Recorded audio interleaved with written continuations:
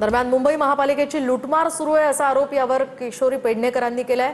पालिकेच्या नव्या गाड्यांच्या खरेदी प्रस्तावावर पेडणेकरांनी टीका केली आहे। पालिका आयुक्त तुमचे लाड पुरवायला बसलेत का असा सवाल त्यांनी केलाय। तर सर्वसामान्यांच्या पैशांची उधळपट्टी सुरू आहे असं यशवंत किल्लेदारही म्हणाले।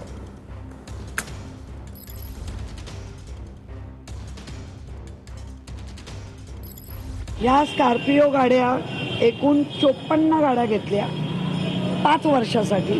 आत्ताचा जो आम्ही जी स्कॉर्पिओ वापरतोय तिचा एव्हरेज नक्की कमी आहे, 7 ते 8 आहे।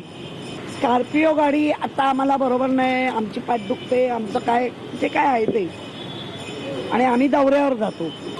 आज जर तुम्ही मुंबई अशा पद्धतीने लूटमार मुंबई महापालिकेची करणार असाल, आयुक्त काय यांच्या हट्ट पुरवायला बसल्यात की काय? त्यांना त्रास होतो, त्यांच्या पाठीचं काहीतरी पाठ दुखते वगैरे अशा पद्धतीच्या तक्रारी करून ते नवीन इनोवा स्क्रिप्टो गाडीसाठी मागणी करतायत।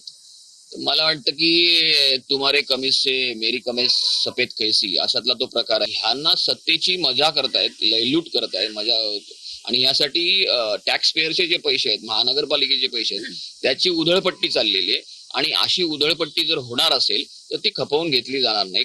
शासनाकडे आम्ही गटनेत्यांच्या बैठकीत आम्ही मागणी केली होती, त्यानुसार आताच्या ज्या गाड्या आहेत या बदलून नवीन क्रिस्टा गाड्या घ्याव्यात असा माझ्या माहितीप्रमाणे प्रस्ताव येतोय। आम्ही मागणी केली होती की आमच्या गाड्या बदला, आणि प्रशासनाने ते मान्य केलं होतं की होय, याबाबत आम्हालाही तक्रारी प्राप्त झालेल्या आहेत। त्या अनुषंगाने आता नवीन गाड्या येतील अशी आमची माहिती आहे।